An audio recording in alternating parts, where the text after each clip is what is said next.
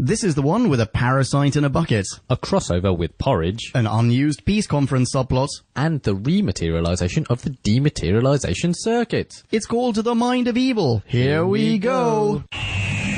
We're embarking on a voyage all through time and all through space, counting Daleks, Dalen, Ood, and the Cybertronic race. Santarans look like taters and Silurians all have wonky scales. And the Doctor has a TARDIS, we're reviewing all his tales. Who back when? Reviewing all of who there is. Who back when? Subscribe and rate on iTunes, please. Episode by episode, we're trudging down this temporal road. Come join us on this odyssey. What other choice could there be than Who back when?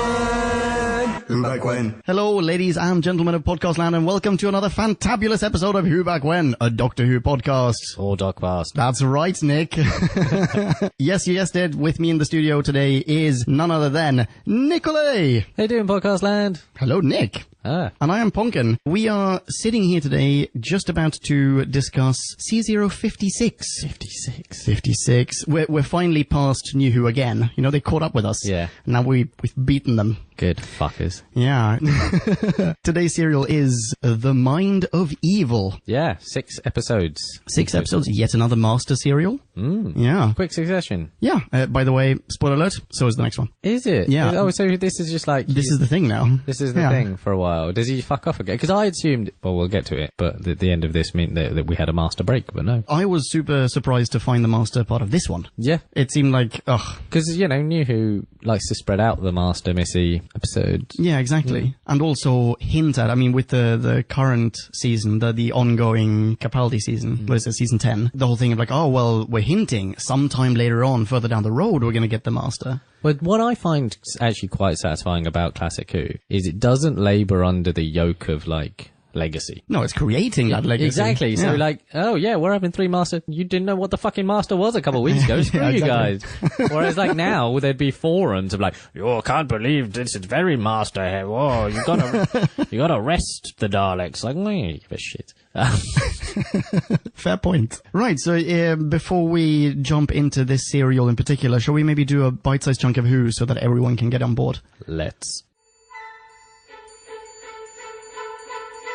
Time for us to synopsize, clarify and summarize. So take a view and grab a brew and listen to this overview, this free-for-all. We like to call a bite-sized chunk of Who.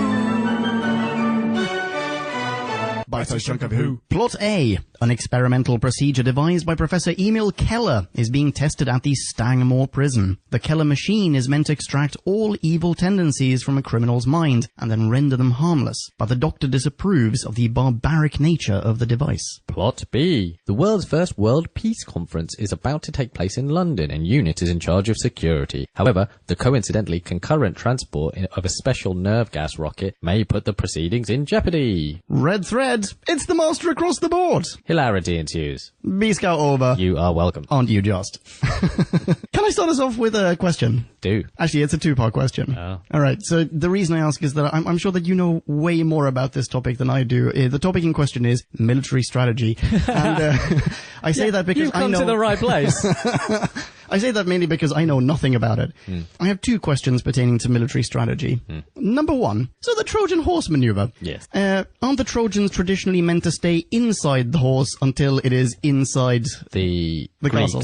The Greeks hide inside the horse. Oh, yes, sorry, the Greeks. Until the horse is inside the castle. Yes. Or the fortress. That's how a Trojan horse. Not how it's used in this one. They exit the quote-unquote Trojan horse right at the gates, outside the front gates, and then walk in behind said horse, in this case a van or a lorry. Very much so. Second part of this question. Underground... Overground. Attacks. Yeah, sorry. Yeah. Are underground attacks traditionally conducted over walls? Right?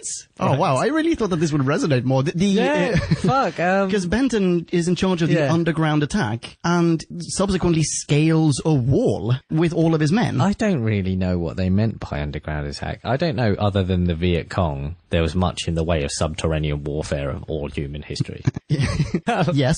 I don't know how that factors into this one, but... No, just like like the idea, like, okay, we're going on an underground attack. Should we talk about this? Because that's not something that we've done before. No, let's just do it. It's not just that. It's also the other guy. I can't remember what his name is. The guy who's a total kiss ass before Benton shows up. He says to the brig, to Bagels, wait, hang on. It's an old castle. I wonder if they have, maybe they have some underground passageways. And then 2 minutes later, they go, well, we're going to go in. Do you mean via the underground passage? There's no one's checked this. No one's gone, well, that's a good assumption. Shall we maybe confirm it? They've literally just... They didn't go, to City Hall! Get the blueprints!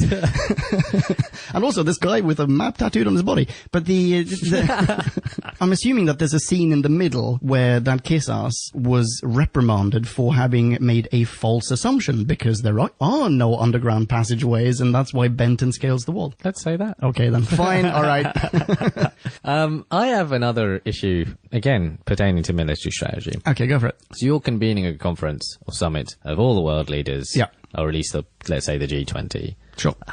So logistically, yeah, is this the best time to move a rocket in very close proximity any weapon of mass destruction? Just to add a little bit of specificity to that, when you say to move this rocket, do you mean just put it on the back of a van and ferry it in plain view of everyone across a public road guarded by maybe a dozen men? It could be a van or a Ford Fiesta or a push bike, just any form of transport. Yeah.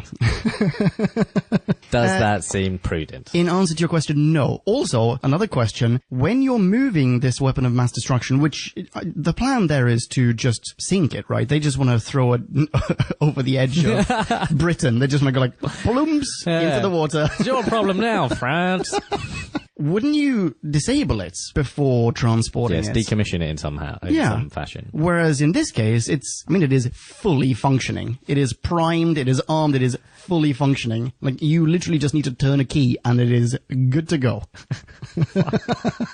Hey, boss. I mean, at the very least, throw the key into the water first. And then... Okay, got another question for you. Go, hit me. I'm stepping away from military strategy, though. Where did the master... So, just to put this into context, the Keller machine that we mentioned in one of the two plots, the Keller machine, it turns out, is actually just this bucket that contains an alien. Yeah, and alien bucket. Yeah, it's an alien bucket. New to 2017. Where did the master get the alien from? Because he can't travel around anymore, right? He's landlocked, just like the Doctor. Does he just have... The way that the Doctor can access his limitless wardrobe inside the TARDIS, do you think the Master has this limitless menagerie of aliens at his disposal? Well, very possibly, because he has a TARDIS. It doesn't stop the TARDIS being a TARDIS. Yeah, it's still... As a receptacle of exactly. stuff. Yes. Let's say yes. Okay, then. Which, because otherwise it's literally, there's given zero. It would have been nice, actually, to have a shot of like, oh yeah, he's still got like this arsenal of bullshit. But then they're really wedded to the idea of we need the reveal, right? Like, Professor Kellerman. Oh, Professor Kellerman's the bearded master, like, so if they'd have had the exposition of the master hunting through his, records or whatever, it's his archive of parasites. Then they would have blown it. Yeah. Yeah. So that's probably it. But that's got to be the only explanation, presumably. Unless there is there's loads of alien shit knocking about and he just went and found one somehow. That might also be the case, but then we didn't get that either. That would have also been interesting. The other thing is that, so as a con man of great repute, how is he able to convince so many people that he's just a professor? Doesn't anyone go, from where? And how long a game is he playing? Yeah, well, this is it. And how long has it been since the last one? Because to get like a fucking professorship, even in the 70s to now, was hard graft. Like, you couldn't just turn up and go, I'm interviewing for a professor. Yeah, but maybe he just showed up, he faked the paperwork, showed up in Stangmore or wherever, not Stangmore, but he showed up somewhere in Britain and just went, hi, I'm a professor from wherever. I can't remember what he says. Switzerland, I want to say, actually. Did he? I feel like they say Switzerland at some point. But yeah, anyway, so I'm a professor from abroad. There is no way for you to double check this. Other than phoning the University of Lausanne. No, absolutely not. And even so, I mean, we've already seen that he's absolutely badass at rerouting phone lines and stuff. So he could just do that. So when they then call Lausanne, it's just, hello, it's just, oh, sorry, I just need to leave the room. Just have to go out of the room for a second, and then he takes the call in the men's room, and then he comes comes back and he's like, did I miss anything? Oh, you spoke with them. Fantastic. Right? Okay, fine. But then the other thing is that why they would not have gone through the verification process when he's just like, he turns up and is like, hey, you mind if I plug your humans into into this machine? into this machine? I mean, it's... No, don't look inside the machine. No.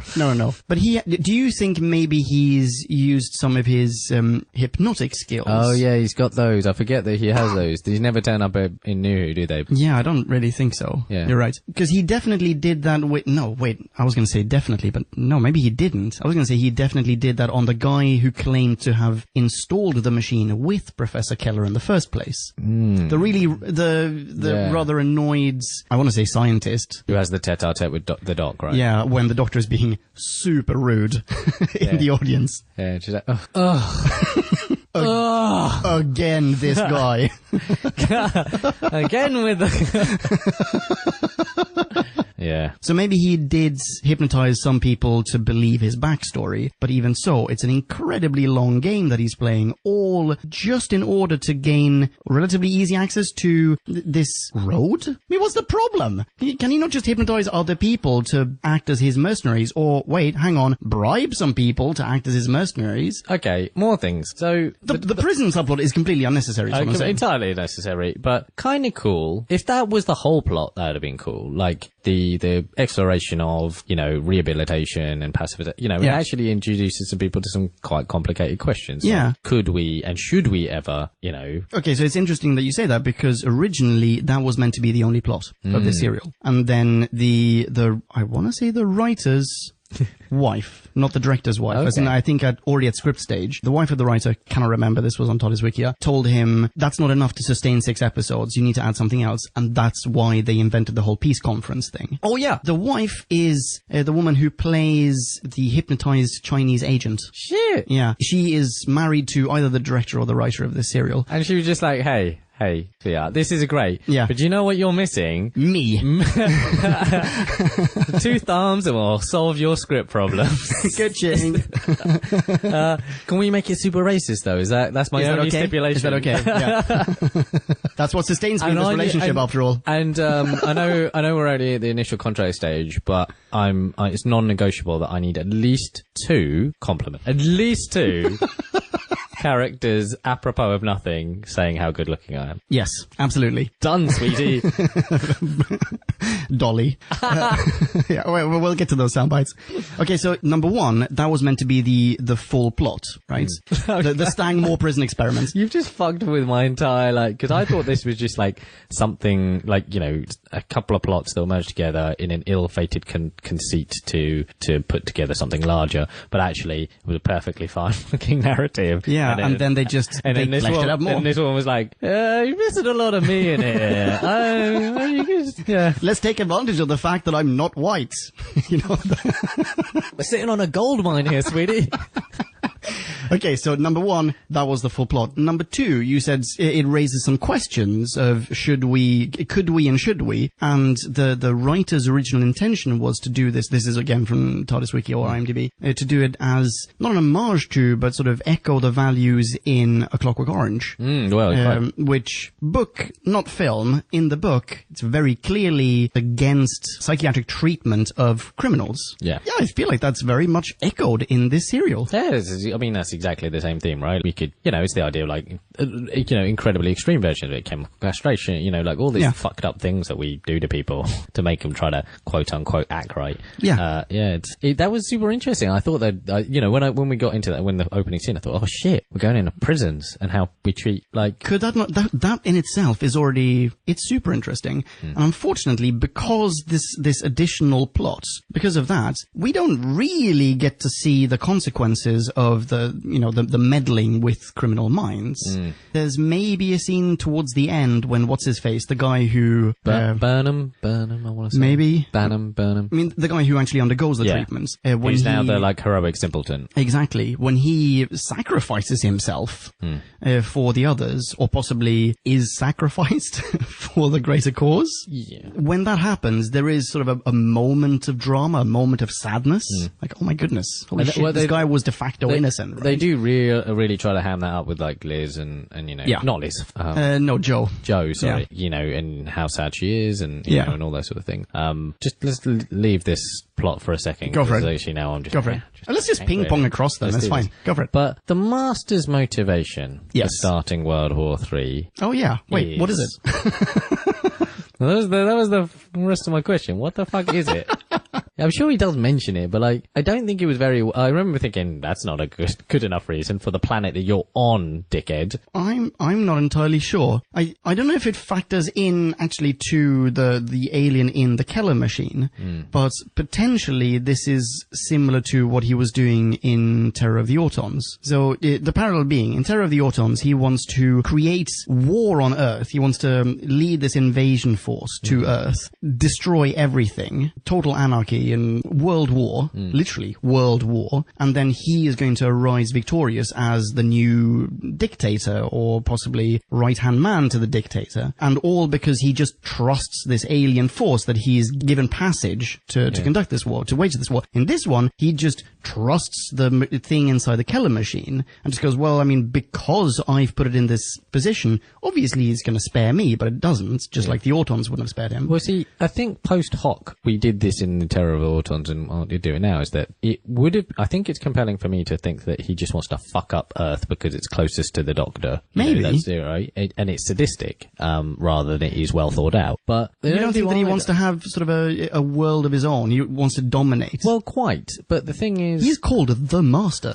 And I get that, but there are other fucking worlds, right? Yeah. Why did he come here? Why did he picks this one, I think, just because of the Doctor. Well, exactly. So, like, I would rather, you know, it would have been cool to maybe see a bit more of that as a motivation. But I think, and actually I've been thinking about this quite often, is that when we're younger, we're happy to just accept the guy's like, oh, this guy just wants to rule everything. Done. We don't need any more explanation. That's a Bond villain explanation. Yeah. And people, and there are those people that are power hungry and whatever, but like, they often... There's normally they've thought about it a little bit more than that. They've often come with some fucking maligned, terrible philosophical bent, right? Of course. You know, Pol Pot was a maniac, but he had ideas tied to his mania. Yeah. Wait, say what you will about Pol Pot. Well, I was trying to avoid Hitler, right? Because everyone fucking says Hitler, but there are other terrible... Of course, things. Yes, you're right. There is always an ideology behind it. Yeah. Sure. Not sure that's the case with the Master. No. I think the Master is just the Bond villain. I think that's all it is. Which is, I don't know, because the other option, the other extreme is him being completely maniacal and off his head like the Joker or something, right? And that would have been some people just want to watch the world burn, and he's done that. There is definitely a personal connection here, though. You know, when the Keller machine, the conceit of the Keller machine, for those of you in podcast land who haven't seen this, is it kills people because it feeds on negative intentions. Yeah, we got to do that. Okay, all right, let's do that, and we'll maneuver our way to the Master. So what the Keller machine is, it's just a bucket that contains an alien, and this alien is a parasite. It's described as a parasite that feeds off evil tendencies. And so when you put a criminal next to it, it eats all those bad intentions and leaves this very benign, well, in this case, basically a child, or a childlike person behind. But then it can use all that negative energy inside it to kill people by giving them fears, like kill them through phobias and stuff. And it was quite interesting, like, so, you know, I think that this is a bit of a trope, probably. Maybe Yes Gamer could help us out with the specific tropes, but that a thing can manifest your, like, you know, like 1984, right? Like Room 101 or whatever. The idea that you're confronted with the thing you hate. Ghostbusters, that's another good one. Ghostbusters? Yeah. Oh, yeah. Yeah. Of course. The Stay Puft Marshmallow Man. Yeah. He's the best one. Nobody think of anything. And I thought that was kind of cool, but like, again, I couldn't help but be a pedant and just like, so where'd you get water from, Parasite? Like, where did this, how do you turn, like, this energy into, like, form? Well, there's it's sort of I feel like we've already encountered this on Doctor Who, even. Yes, we encountered this in the Shakespeare Code, where they get someone to drown without, like, there's just water coming out of this person. And obviously there's the element of, oh, it's magic. But it is kind of the same thing. Like, it's manipulating something. Oh, actually, wait, no, fuck it. It's not the same thing at all. Okay, different reference entirely. The Matrix. Like, if you die in your dream in the Matrix, then you die for real because your mind makes it real for you. Which is fine, because that's that would have made more sense to me, because the idea, like, I don't know, let's say, yeah, you die in a dream, but that's like your body going into shock, or, you know, whatever. But like physically manifesting water inside your lungs. If you die in the Matrix, you don't get bullet holes in the body, in gel or whatever. Yeah, that's true. So I'm not saying that it's impossible, because, you know, it's Doctor Who and everything's fucking possible. So that'd be, you know, it's cool that this parasite can manifest matter out of these negative feelings. But it only does it once. Yeah, only does it once. No, it does it twice. We've got the rats. Yes. The scratches in one guy's face. The drowned guy. But then the Doctor has a nightmare of being burnt. But he's not actually burnt, is he? Exactly. Okay, so in theory, and this is how I would maneuver this back to the Master, so that we get to see both the Doctor's fear and the Master's fear, and the Doctor's fear is just flames everywhere. So maybe the Doctor's fear is, oh no, the Earth is going to burn. Like, I'm dying for fear of letting the world down. The Master's fear is just a gigantic image of the Doctor laughing at him, which is amazing. I love that scene. That was really good. Very, very good. Which points to this being very personal for the Master. Yeah, okay. Yeah, no, that's very good. I also very much enjoyed I don't know when my head went this, but you know, when the Doctor then hears the war machines, the Daleks. Yes. Oh, I made a list of this. No. Wait, hang on. Wait. I made a list. Well, there was a second there where I thought, maybe it's a fucking Dalek, which is, you know, Here we go. We'd already established what is actually happening, but for some reason my head went there. I wrote down, it gives the Doctor visions of Daleks, Cybermen, Ice Warriors, Wotan, I think, and some kind of insect creature that we haven't seen yet. Like an anthropomorphized insect. Fly, if you will. Like a man with a fly head. All awesome. Yeah, super awesome. I want to see that alien.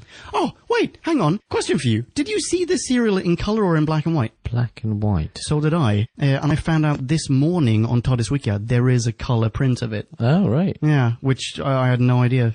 I found this on Dailymotion. And, but there's the DVD release has it recoloured. Nice. Yeah. More questions. Go for it. Let's talk China.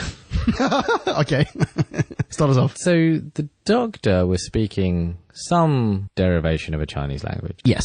How accurate do we think that was? Oh. Do you think this is the 70s? Like, let's just say some shit? Or do you think they were like, oh, we're going to give you some actual, like, Cantonese or Mandarin? I reckon it was probably accurate. I mean, as accurate as it could be, given that I'm assuming Pertwee didn't speak Chinese.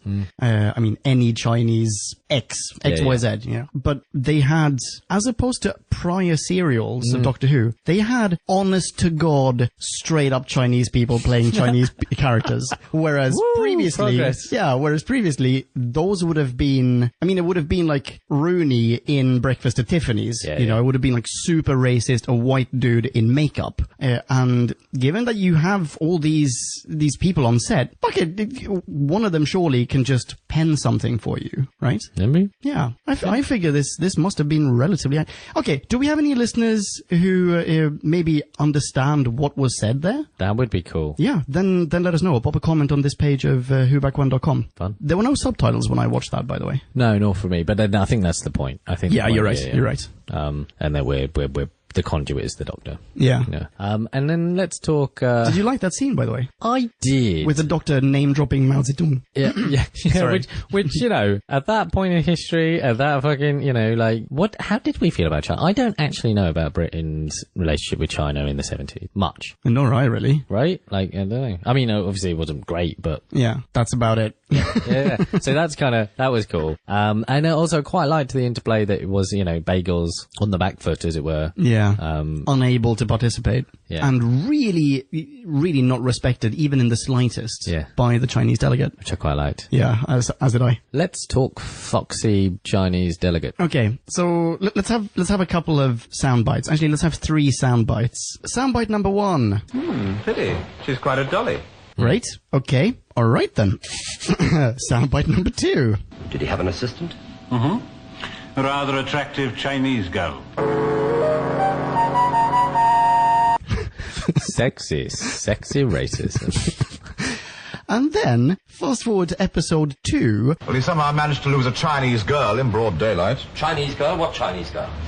Well, Captain Chin Lee, the General's aide. I thought she was implicated, so I had her followed. Benton lost her. That's it then, that's the link. What is? When Emil Keller installed his machine at Stangmore Prison, he had a Chinese girl with him as an assistant. Because it's got to be the same Chinese girl, right? The same Chinese. There's only one Chinese girl. She's in town for the big show, and then she's going straight home. I don't know how I feel about this this character. I mean, all of it was just like surprising. She's both Chinese and attractive. You don't usually see that. Do you feel that was the thing? Do you not feel that there was like? I think it was probably her husband writing in nice things. Like if that was his wife, it's possible that was it actually. Yeah, I hadn't thought about it. At the time I was thinking, oh, this is, maybe it's like, I mean, it's still racist. It's the whole thing of, oh, oriental, exotic, oh, sexy. That sort of plays into our Oxford Comic Con experience, right? Yes. You're right. We need to talk about this character. So she's being hypnotized by the master, and she has, like, not an implant, but this device behind her ear, I think, or on her neck, which does what exactly? I took it to be it acts as almost like a little radar dish that picks up all the waves from the Keller machine and then allows her to transmit fears into people. Because she killed someone through... She killed the American senator. Exactly, and then she tries to kill... Oh, maybe that is it. She kills one person through, like, that's the scratches, right? The rats, the fear of rats. And then she tries to kill someone else by... She turns into a dragon. Here are my notes. That's the senator. The senator, I think, is killed by the dragon. There's a guy outside, like a police station or whatever, that he also. That's Benton. That's Benton, yeah. Yeah, Benton, she like gets into his mind. Doesn't give him any hallucinations, I think. Just like vroom vroom vroom, gives him a headache. Yeah. And he collapses. That's his big fear, though. It's headaches. Yeah. Oh no, I've got a fear of dying. Now I'm going to die. Yeah. That is a thought, though. Like, I did think, why are these fears all very specific? We're all basically afraid of fire. Yeah. If, like, this room's on fire, I'm just like, oh, silly Leon. But do you think that she projects a specific fear onto someone? Do you think that she just amplifies whatever fear is already in someone? So she may not even be aware of the whole dragon imagery. Yeah. But so when this is the cliffhanger, episode 2 ends with her manifesting this dragon, which scares the American senator, and then Doc and Bagel show up, and episode 3 then starts with them also seeing the dragon. Yes, right? He said and it's a collective hallucination. So my notes here are end of episode 2. Does the hallucination represent a phobia of dragons or of the inherent American fear that communism may spread its evil ways and surreptitiously confiscate our civil liberties? And episode 3 starts with, oh fuck, was it a real dragon?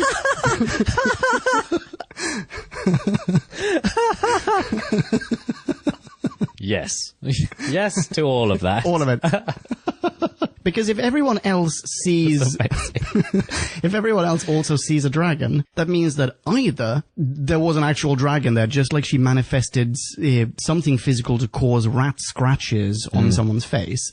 She may have manifested an actual stone cold dragon. Or she is deliberately projecting the image of a dragon. Because what are the odds of all three of them sharing the same inherent fear? Well, if what we were talking about earlier is that the fear actually manifest. Yeah. So it's not that it's a projection of a dragon, that through my fear, I would see, like, I don't know, disappointing my dad. Like, that would just happen. Yeah.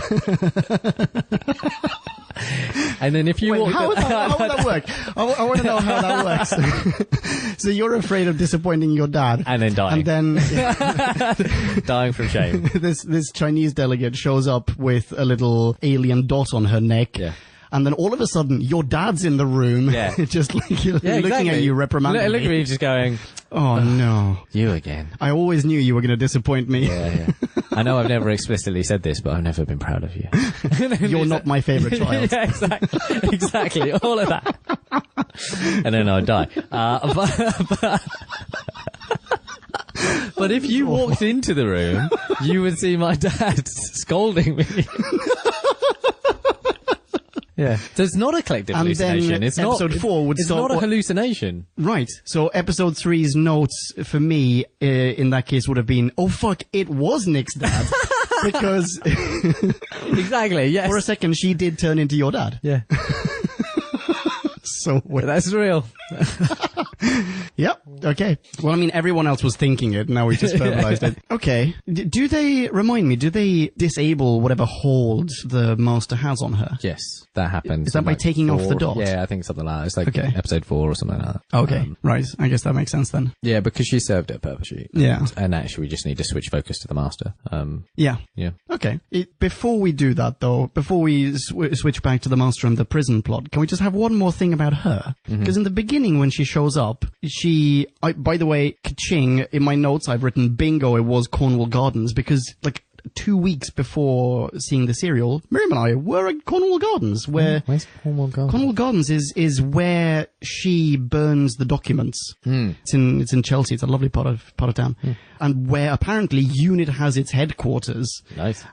But yeah, anyway, so there's it's that scene in particular that I want to talk about, because she's accusing someone of having entered the Chinese delegates' rooms and stolen secret documents. And then, dun dun dun, cut to 2 minutes later, she's standing right outside UNIT HQ in Cornwall Gardens, in a private garden, by the way, next to a kid's playground, burning said documents in full view of everyone and just dumping them in a bin, I think. Why? Maybe she couldn't figure out how to get out of the gardens. And this was her only matter of recourse. And maybe everyone in UNIT was just too polite to ask. She's in full view of a children's playground, meaning there are... Children know that they... There must be parents around, right? You know... I mean, if you pull back, we might see that she's made this fuse of dried leaves leading up to the kids. I think when she drops the documents, it's just like, boom. I think children are looking and just like, oh, should we tell her why? Nah, man, stitches get stitches. It's London, after all. Yeah, okay, fair. Yeah. Okay, you want to go back to the master, shall we?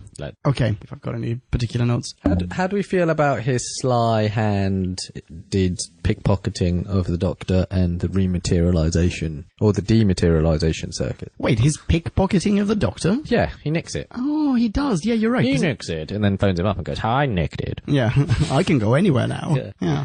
Except even in the next serial, I'll be back here. yeah. I was kind of in love with you, dude.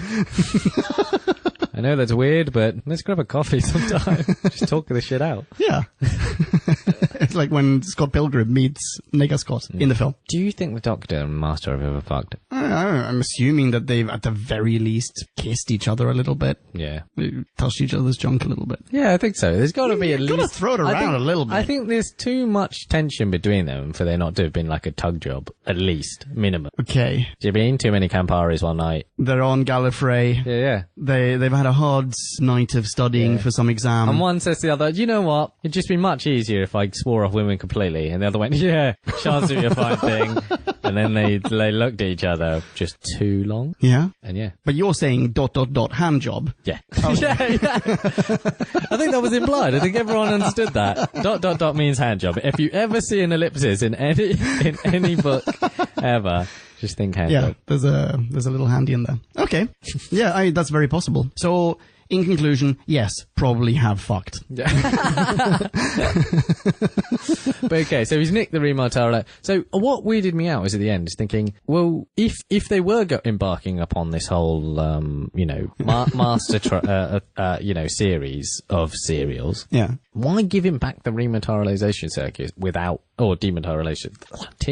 dematerialization circuit without the Doctor having his either? Like, then the battle can rage on through all of time and space, but the Doctor's stuck and he's not. So actually, I'm very interested on what the next serial is about, why he comes back, or whether the Doc gets his shit together and he gets his TARDIS and he's out of here. I don't think that's happening yet. I think that's going to be at the end of the season. So the next one's Claws of Axos, and I think... Well, that sounds pretty alien. It does, yeah. I've only seen some screenshots of it, and it looks a little bit... Like whales? There's definitely a chunk of it that takes place on Earth. Clearly, officially on Earth. Yeah. And the alien scenes that I've seen images of could just be a spaceship. So I'm assuming that the Doctor is landlocked and the Master just comes back to fuck with him. Fair. Really looking forward to the next one, by the way. You know the Crinoids? Sorry, slight tangent to... Crinoids are the plant monsters. Oh, yeah. And we haven't actually seen the Crinoids yet. But the Crinoids are these... They start off... They take over a person. They're like these green lumbering plant monsters. And Axos, exact same outfit, literally the same outfit, except, well, I guess they made the Axos outfit first, and then for the Crinoids, they literally just spray painted it green. Nice. It is genuinely the same. See, that's outfit. great. They were very responsible license fee using department. In fact, I already pulled up the screenshot just to show you. It's the same guy. Oh, so good. Fiscally responsible. Okay, so right, we're back with the Master in the prison. How come the Master returns to the prison, still pretending to be Professor Keller and still going, "Oh, I can fix this situation. Like, just give me 5 minutes with the machine and I'll use my screwdriver and it'll work." Why do that? Why not just hypnotize people? I mean, he's staging a prison break. Well, I wonder whether, because he wants these inmates as basically his private army, right? Mm-hmm. I wonder if free will makes them better. Oh, that's Do interesting. you know what I'm saying? Like having to hypnotize everyone, he has to figure out what they all need to do. He needs to strategize, and he needs to pull every punch. But not pull every punch, but yeah. You're right. Throw every punch. But perhaps he needs is the criminals and their free will to affect real change. Yeah. Okay. That's interesting. Maybe it's just a resourcing issue. Do you think he wants to do anything else with the Keller machine? Or with the... do we ever find out what it's called? The alien inside? I don't think we do. I think it's just an alien parasite. A parasite? Yeah. Okay. But does he have any plans for it outside of this? I don't think so, because I think this is just stage 1. Okay. Takeover, year 1, takeover, year 2, starting on everyone, year 3, get my commercial driving license. Like, I don't know, like he's got a 5-year plan. Okay. Yeah. Sorry, that was a hackneyed joke I stole off Hannibal Buress. Oh? Not a hackneyed joke. No. Good joke. I was hack. No, it's fine. You could have got away with it. How do you feel about the other prisoners? There's the one guy in lead particular, prisoner, right? Yeah.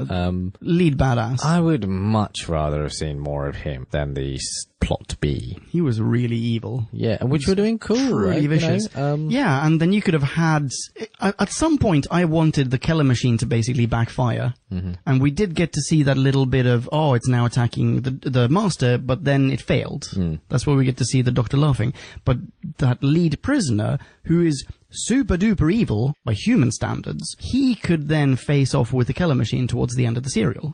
Yeah. And basically undo the entire plan. I would have been to that. How do we feel about Jojo?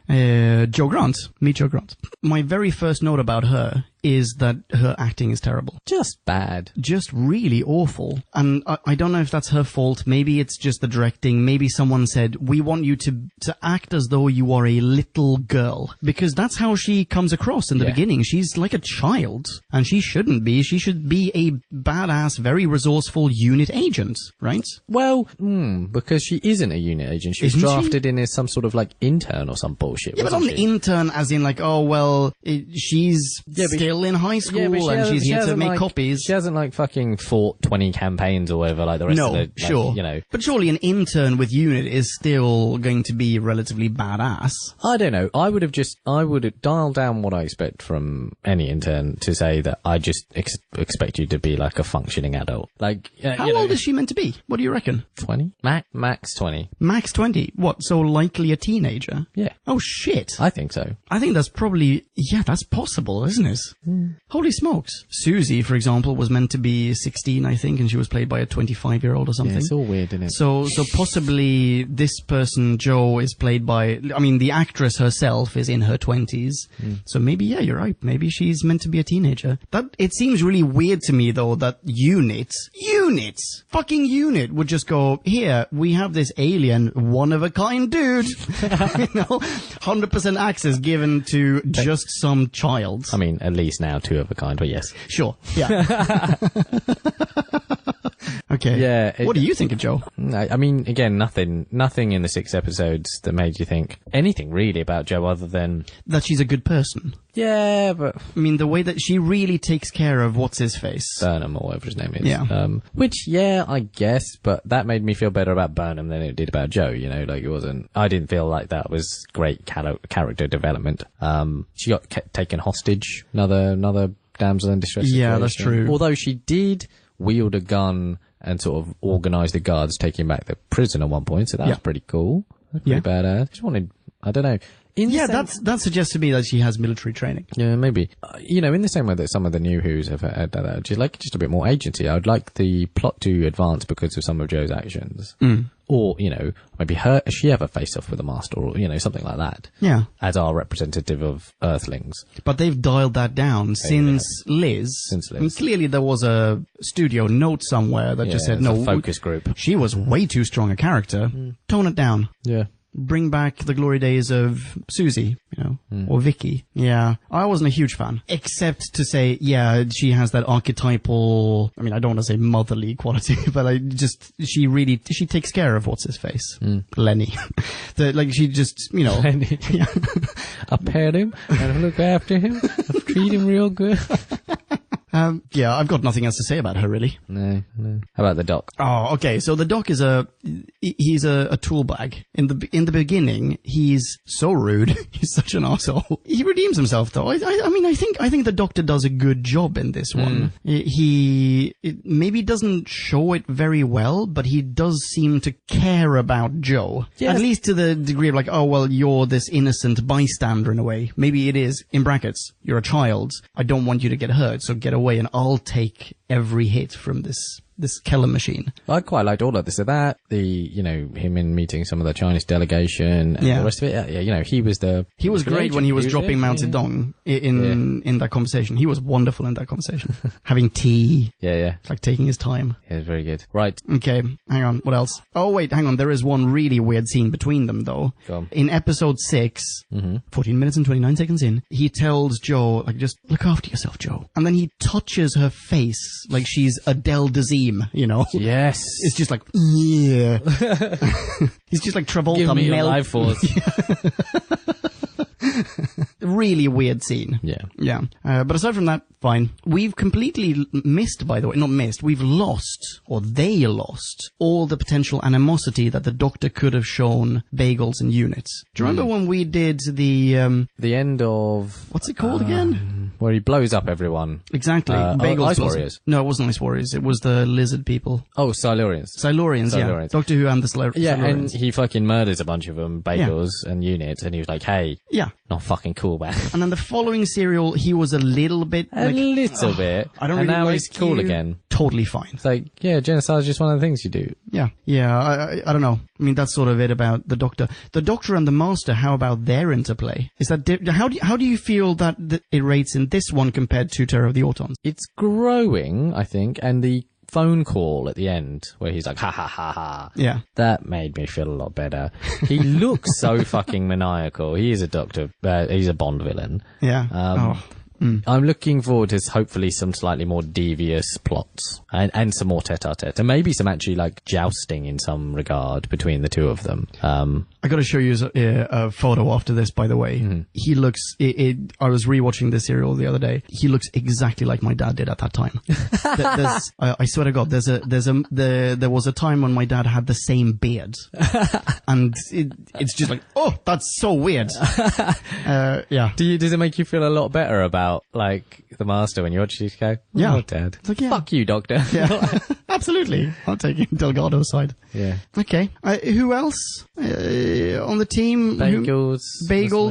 I mean, Bagels was Bagels in this one. Bagels. Not a particularly good one, not a bad one. No. Benton wasn't in this much. No. Could have done with more Benton. Yeah, apparently he was meant to be in it even less. They wrote him in additionally because someone else on set who was meant to do most of those lines took ill. Oh, right. And Benton was on set. So John Levine was there and they were just like, yeah, fuck it, Benton can do this one. I'm assuming that's when the raid is on the rocket. So I'm assuming Benton wasn't even meant to be part of that. Right. The other guy, I've written down his name, Major Cosworth, that's the kiss ass. That's the guy that he's hostage for some portion, isn't he? Is he? I think so. Possibly. Yeah. Yates is hostage, definitely. Oh, yeah, perhaps I'm thinking of Yates. Cosworth is the older chap who just agrees with everything. Yeah. Hate him. What a dickhead. What else? Oh, rocket trivia. Real rocket. Real rocket? Yeah. Like real and armed or just real rocket? Real unprimed. Actual honest to God, salt of the earth rocket. Salt of the earth rocket. Scourge of the earth rocket. but not primed. That was the What type of rocket? I will find out for you. Was it like a nuclear rocket? I don't mean... Hang on, I'm going to find it out. For the scene where the missile is hijacked, the production office had been able to secure the loan of a real, in brackets, but unprimed, Thunderbird 2 SAGW missile from the 36th Heavy Air Defense Regiment. Fuck. Yeah. In addition to a number of troops who would play the Master's men, 8 Marines had also been made available for the Dover Castle sequences. Unfortunately, however, the soldiers were dressed in military raiment rather than convict garb, prompting Terrence Dicks to add a line wherein Captain Yates explained that the criminals had been wearing fake uniforms. But that is an actual, honest-to-God Thunderbird 2 missile. Shit. Ka-ching. Entirely tangentially, but Thunderbird 2 is my favourite Thunderbird. Oh, really? Which one is 2? It's the big green one. Big green one? With Oh, the yeah. little yellow one inside The it. thing that comes out, yeah. It's pretty good. I wonder what happened to Rory's Thunderbird podcast, because I did 3 episodes of it. It was fucking hilarious. I've listened to those recordings a bunch of times. I want him to finally do it. Oh, god damn it. Anyway. Oh, Thunderbirds. Right, I think so. Reviews? Let's do that. And now it is time to rate this. Did we laugh or hate this? Bing bong, hey, la la la la la la. Ratings. Overall, I think we have yet another case on our hands of, there are 2 serials here. Keep them separate. Don't mash them together. We have the whole prison experiment thing, and we have the whole peace conference rocket thing. Keep them separate. Those are 2 really good serials on their own. Well, really good. One really enough. good and Yeah. one passable one. Yeah. At the very least, keep them separate. However, it's not as bad as it has been on prior occasions when we've had too much going on in a serial. And the prison thing is interesting enough for me to be engaged every single time that we jump away from the rocket thing, and I guess vice versa. Certainly the prison thing is more interesting. Anyway, because of all those things, because the Master is fantastic, the Doctor is great, everything that we've talked about so far, I'm taking it down from around the 4 point whatevers to, let's say, a 3.8. Definitely I find a very rewatchable serial. In fact, I have already seen it twice now. Nice. Go for it. I'm hedging more here. I'll just go up with a number. I'm going for 2.4. Oh, really? Because I think that the 2, like, you know, I would have just, I was more frustrated that the prison stuff was more interesting because it had no time for development. Like, they couldn't figure out the bigger themes around imprisonment, rehabilitation, all those sort of things, you know, pacification. Yeah, pacification, thank you. And all of those sort of things. So I was just like, hey, maybe we're gonna, no. Oh, maybe this prison, no. Hey, maybe, no. I mean, the parasite bucket thing was kind of cool. I've got a question for you. Go on. Sorry to interrupt you, Vinny. Why can it teleport? Shut up, that's why. We didn't talk about that. Why can the bucket teleport? Yeah, it really can. I don't know. I guess it depends on the type of, alien. What? Like, can aliens teleport? Some aliens, right? Well, in that case, why is it teleporting with bucket and all? Anyway, sorry, go on. The bucket. But yeah, so about, I'm sticking with that rating just because I think it could have been more, either the sum of it, you know, the sum of its part. Yeah. Would have been better than the whole. Okay. Listener minis? Listener minis. Shazamatron, we have some listener minis. Let's go through them in chronological order. First off, we have Paul Forber. Hello, Paul. Hey, Paul. How you doing? All's good. So, Yeah.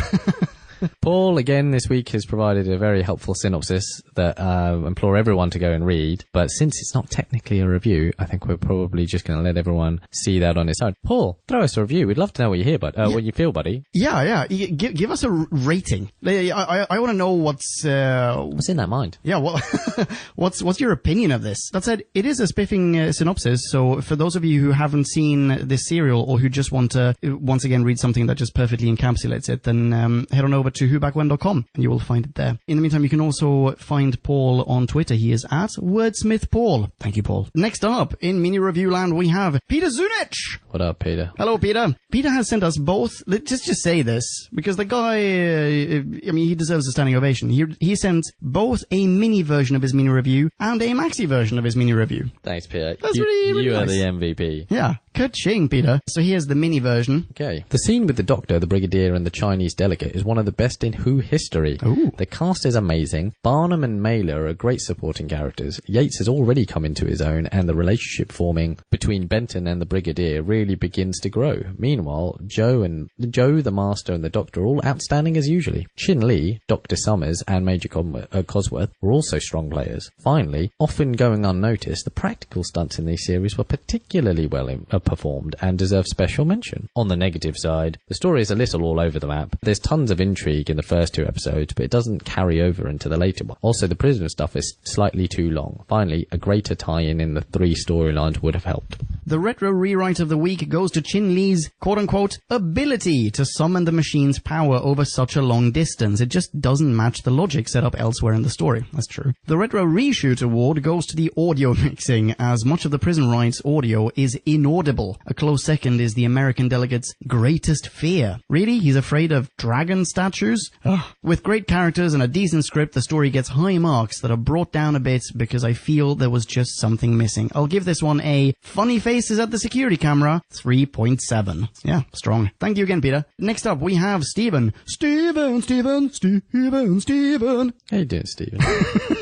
So, Stephen Wright. This is the one where I will be horribly disappointed if Ponkin and friends don't manage at least one Street Fighter joke before it's over. Wait, what? No, I was thinking of this, Stephen. All the way through this entire review, I thought, should we make a Chun-Li, thousand kick thing, or the spinning bird kick joke? But we didn't, and I was proud of us for this. But I didn't make that connection at all. Were you not a Street Fighter player? No, not really. See, I was. Sorry. But I'm sorry, Stephen. I'm sorry, Stephen. And I thought we were being better, but there you are. This serial was a much better outing for the Master than previous story was. His plan felt more coherent, whether it actually was or not. The wannabe fear Dalek that was the Keller machine was also an interesting threat. I particularly liked how it allowed for a callback to Inferno in the Doctor's visions of fire. Ah, so that's what that was. On the subject of the Inferno, I feel Mind of Evil shares a bit of my gripe with that story, that it forcibly combined 2 stories that could have been solid on their own. Mm-hmm. In this case, killing diplomats and causing international incidents to get a world-ending missile and an alien fear machine taking over a prison. That said, Mind of Evil does a better job at weaving these disparate plots into one story, in my opinion. Stephen goes on, I liked the idea when the Doctor and Joe share a moment lamenting that they directly caused the death of what was essentially an innocent person to destroy the Keller machine. I can't recall if we really had anything like that since Stephen and the Massacre, when they abandoned Dodo's ancestor to her fate. Overall, Stephen says, I liked The Mind of Evil and rate it with a 3.4. Awesome. Nice mini. Oh, damn.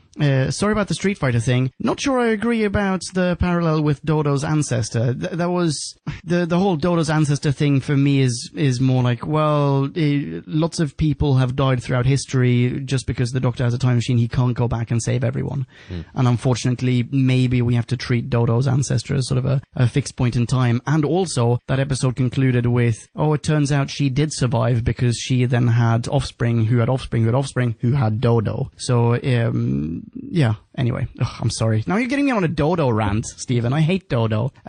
Stephen, fantastic mini. Ladies and gentlemen who are podcast land who are not Stephen, you can follow Stephen on Twitter. He is at SGamer82. That is 82, the number. Next, we got Chris Z in the house. Chris Z! How you doing, Chris? How's tricks? All good? Rad. Okay, Chris writes, they went all out and actually cast a Chinese actress, or the director's wife who happened to be Chinese. Directors, there you go. Directors, oh right, okay, maybe that's slightly different. Recon my thoughts for me, please. It was still better than watching another racist performance by a white guy. I liked that the Doctor was the Master's vision stroke fear and the Master wasn't the Doctor's. I also liked the 2 plots that came together, not as well as in The Enemy of the World, but still good. It was also, according to TARDIS Wikia, an homage to a favourite book/movie of mine, A Clockwork Orange. Chris said adds, one question that brings my score down a little. If the Master's TARDIS is out of commission, how did he get the mind parasite to the planet? For me, it's a 3.8, he says, which is a very strong rating and a very good question. Holy... Chris is on the money. I feel like you're going to do the exact same thing in a moment. Yeah, probably. We'll try and address them all at once. Yeah, I mean, I think we answered that question. I think so. He must have already had it in the TARDIS. That's the only thing. I mean, it's one of the first things that sort of springs to mind in this serial, given that the conceit of it is he's also landlocked, and the conclusion of it is he's no longer landlocked. So how the fuck did he get his hands on a planet-locked? Yeah, sorry. How did he get his hands on an alien thing? Well, the alien thing must already have been on Earth, e.g. in his TARDIS. Yeah, super good. Very, very good. Great. We'll say it does reference Enemy of the World. Will we ever get two so huge, such huge plots merged into one serial as we did in Enemy of the World? I don't see it, because that shit only that enhanced. Was a bonkers. When the awesome. second plot emerged, the subterranean cult, whatever, earthquake machine, I thought, this is amazing. This is the greatest thing that has ever happened to anything. Like, is literally this the anything. same thing? Have I clicked onto a different thing? Because this is great. Yeah, okay. Thank you very much, Chris. Yeah, thank you very much. Awesome. We got one more. From Erin, Dr. Z. Hello, Dr. Z. We have so many Zs. I know. They should all get together and have some sort of Z conference. So, Erin writes, featuring another highly convoluted gonzo scheme from the Master, the mind of evil is fun, but has some pretty huge plot holes. The biggest being, what the hell is this alien and where did the Master get it Exactly. from? Since he hasn't been able to leave Earth, giant question mark. And how did the Doctor know what it took to kill it, despite seeming to know nothing else about it? It sure didn't look to me like something that could take a nuclear blast to destroy. Still, as an apologist for this particular era of Classic Who, I think it's better to enjoy the antics and not think too hard about it. I give it a 3.8 out of 5, which I'm sure you'll find much too high. Not at all, Aaron. Not at all. I do, but yes. But I will bow to your superior knowledge, Dr. Z. Aaron goes on with some random thoughts. Let's ping-pong these bullet points, shall we? Numero uno. Doc is such a dick in this serial. He immediately berates both Bagels and Joe right after they each save his life. For some reason, they both seem to find this behavior endearing. Secret crushes, I suspect? Ooh. Do we know what the fire the Doctor refers to when he talks about an entire world burning? It must be off-screen unless I'm forgetting something. Not until the fourth Doctor hits Traken does an entire world get destroyed. I think you talk about Inferno, right? It is definitely Inferno. I hadn't thought about it before the prior mini, but that must be it. Right. Next up. So, does all this mind-sucking by the Keller machine leave the Master less evil? Apparently not, but it's the logical assumption. Yeah. Good point. I love the Bagels, Benton, Yates interplay in this story. I would watch a spin-off about the three of them and their unit adventures. And a baby. And a baby. And a baby. Bagels, Yates, and Benton, and a baby. And they'll get like a New York apartment. That's what I want to see. Yeah. And Bagels is the tidy one. 3 unit men and a baby. Yeah. Bagels is the tidy one. Is the tidy one. With his mustache, he is clearly Magnum PI, right? He's Tom Selleck. Benton's the cat. He's Face. Yeah, Yates is, what's his face, from Police Academy? What, Steve Gutenberg. Gutenberg, yeah. Okay, last bullet point. Aaron goes, the third Doctor doesn't value human life all that highly. He blows off the many, many deaths by saying that the casualties were all hard cases. Very compassionate, Doc. Later, when Joe bemoans the death of the friendly giant, the Doctor counters with, how do you think I feel? What an incredibly self-absorbed, yet still strangely lovable dude is number 3. Good. Yes. Very good point. Nice one. Thank you very much, Erin. Thank you. People who are not Erin, fret not. You can follow Erin online. She is at Dr. Z. That's Z with 2 Ds. Awesome. Right. So what's next? Next up on the classic scheme, we have Claws of Axos, which has the aforementioned red crinoids, and also a bunch of golden dudes who I think are the actual Axons. I haven't seen that serial. So I'm really looking forward to that. Next up on the New Who menu, we have The Next Doctor. Oh yeah, which is a really good one. And that's it. Ooh, shit. Is that it? That's it. That's it. That's it. Right. Catch you next week, folks. Be rad and excellent to each other. Rock on. And ciao. Bye. Kablamo! Did you enjoy the show? Then please do what the cosmos compels you to and spread the gospel of Who Back When. Tell your friends. Don't have any friends? No problemo. Tell some strangers. Like us on Facebook. That's facebook.com/Who Back When, all in one word. Are you on Google Plus? Then find us on Google Plus. That's plus Who Back When. And when you do, tell us why you're on Google Plus. Who Back When just got its very own Twitter account, no lie, so give us a follow. You guessed it, that's @Who Back When, all in one word. Check us out on SoundCloud, vote us up on Reddit, listen to us on Stitcher, and head on over to our website, whobackwhen.com, where you can leave a comment, submit a review of your own, and peruse our visual index of aliens, monsters, and more, which increases in kablamos with every episode. And lastly, give us a rating and review on iTunes. Not only would it make us super chuffed, and it really, really would, but as thanks, we will transmigrate your iTunes nom de plume into the credit list of trailers for fake Doctor Who audiobooks produced by Who Back When. Have a poke around our bonus episodes to make more sense of that. That's it. Rock on and be rad and excellent to each other. Catch your earballs in our next classic Who review, new Who review, or, still funny, audio Who review. Ciao. Who back when?